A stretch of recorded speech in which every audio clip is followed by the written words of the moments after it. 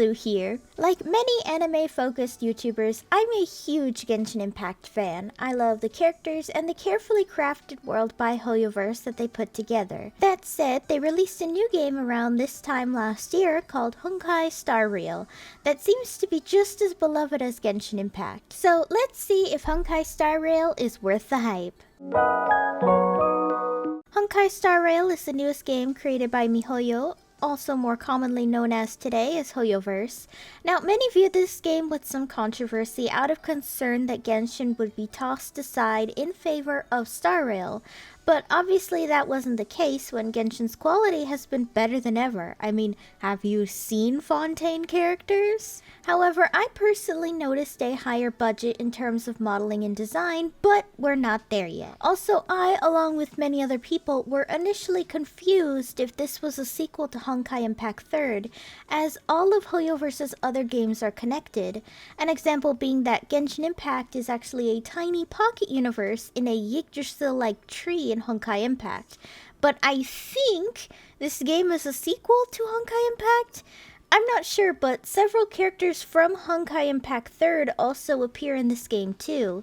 Some of which were actually dead in Honkai Impact 3rd, so I don't know if they were just reborn with the same name here. However, luckily you don't need to play Honkai Impact 3rd at all to understand the story, so thank fucking goodness. Can you imagine if you had to play another gacha game just to understand this gacha game? Oh god, I think I'd die. The game would release in April of 2023 to some pretty well-received reviews, though many complained the gameplay was a bit too repetitive and has a system that doesn't fully make sense, while others heavily praised its lively visuals and its seamless mix of traditional cultures with heavy sci-fi elements. However, let's see for ourselves if Honkai Star Rail is worth the hype train, or should it have a final stop?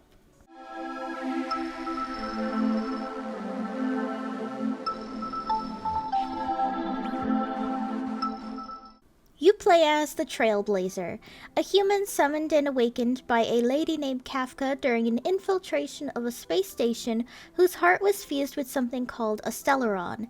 It's basically like some sort of star cancer thing. I guess it's like a star of high magical destructive concentration that could bring about the end of the world in the wrong hands.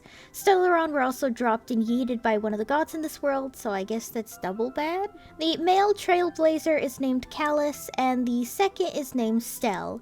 But unlike Lumine and Aether in Genshin Impact, they're not technically twins, as the other quite literally doesn't even exist if you pick the other. What I do find interesting is that the star and sky metaphor comes again with our leads, much like Lumine and Aether.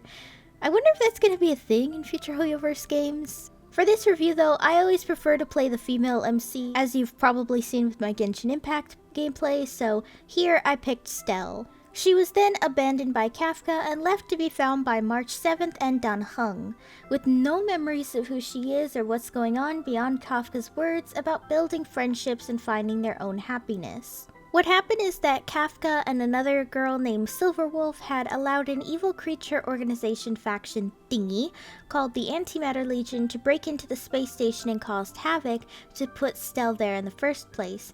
So she's evacuated thanks to her new friends and eventually joins the Astral Express, where they go around acting like sort of space vigilantes while meeting new friends and enemies along the way.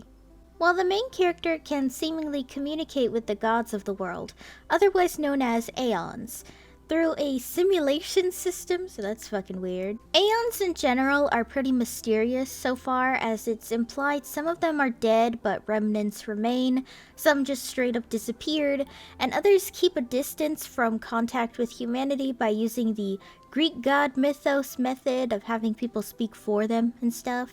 I thought this story was going to be really confusing and messy, like most anime sci-fi tends to be from my personal experience, but I'm relieved to see that it's not. It's actually super interesting with some really great characters too. My personal favorite is Dr. Ratio, a free 5-star character given to you who's part of an intelligence guild and acts like a snooty asshole. My goodness, his main weapon is bitch slapping you with the equivalent of a book and always brags about knowledge and like hits you with a chalk. How can I not love this man? Another favorite of mine, and the character who got me to play this, much like Keqing in Genshin Impact did, is Sparkle. She and a character named Sampo worship a Aeon that's basically the embodiment of madness and Delulu energy.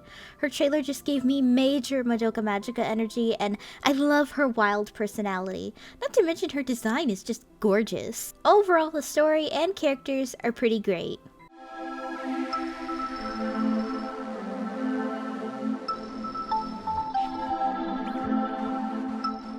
The gameplay I was originally kind of turned off by because I'm actually kind of bad at some turn-based RPGs, like Pokemon I'm honestly kind of bad at if we're talking at games like Pearl and White, since Cynthia's theme still haunts me to this day. But the gameplay does, in the beginning, feel a little overwhelming with all the tutorials and explanations for things like light cones, the turn system, and not to mention all the elements in the game. Though once you get the hang of it, it's actually not that hard. I'd say something akin to Persona 5, maybe? The part that's definitely weird is the elements. You have the normal stuff like fire, wind, lightning, ice, and physical, but then these two throw me off, and that's quantum and imaginary. Not because of their stats to enemies or no stats to enemies when you knock one down with it, but what the fuck does quantum and imaginary even mean? I guess quantum is like black hole magic, and then imaginary is like stars and conjuring magic? Look, I'm kind of stupid with this stuff, so I don't really get it. What I do get, and I find makes for very strategic gameplay, is the way this game handles a mana bar system, basically. Instead of a mana bar, it's these star move thingies. It's basically using an elemental skill, consuming that star, while using a basic move doesn't. And you can only refill that star by basic moves instead, which I think makes the gameplay become very calculated. Another thing is that the game is very generous with its in-game rewards and free characters. While Genshin only provides about 8 characters, excluding the main character when it comes to, and also excluding events that gift you a free character, Honkai Impact gifts about 11 characters, again excluding the main character. This includes a free 5-star character named Dr. Ratio, who I mentioned earlier, which had me genuinely shocked. But he's only free until version 2.1, which is a little sad for everyone else when he's actually a really fun character. The wish system is also the exact same as Genshin Impact, so no real complaints here. Even the store is the same as the Paimon shop. Although instead of weapons, mostly so characters can use a variety of weapons and feel unique, instead of an entire team of polearm users, you use light cones instead. It's almost like a buff card, and it basically has the same system as weapons in Genshin. There's also artifacts too, but it's not quite the same as Genshin's system when it comes to it, and it feels just a little more basic. Unlike Genshin, character builds are not easily customizable. An example being that you can easily turn Barbara into a DPS despite being a pure healer with Ocean-Hued Clam and Farina, while in Honkai you can't really do that at all with the healers. Makes sense to me, and I think it just makes it a little easier to choose and build team that way. Also, unlike Genshin, exploration is kept to a bare-bones minimum. Think a slightly more open Final Fantasy XIII, but instead it makes up for it with these gorgeous and impressive set designs that you don't even notice that you're basically walking down a straight road half the time. Also, is it me, or do the models feel slightly higher quality compared to Genshin? This is made by a separate division of Hoyoverse, so maybe they just put more money and passion into the models. Another quick thing as I'm recording this, I genuinely appreciate that most of the characters in Honkai Star Rail are young adults. I mean, obviously you still have child characters like Bailu, but I think that it's genuinely appreciated that almost all these characters are very clearly young adults, so thank goodness for that.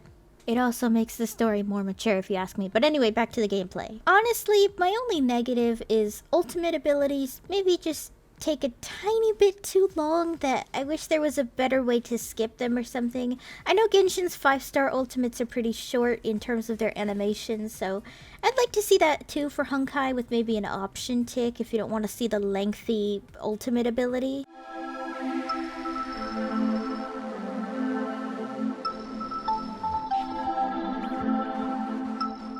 Overall, Honkai Star Rail is a very fun game with a really interesting story.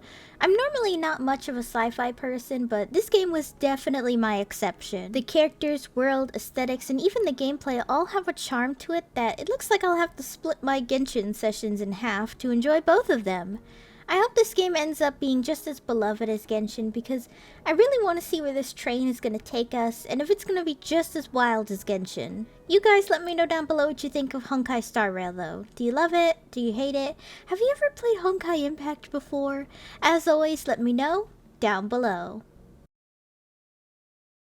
Hey guys, thanks for watching! If you liked the video, be sure to give it a thumbs up and consider subscribing if you're new. If any of you would like to help support my channel in any possible way, my Ko-fi page is down below in the description, along with all of my social media. For any subscribers, new or old, who'd like to help with video ideas, or maybe just want to talk about anime or something, I have a fan server linked down below. See you next time!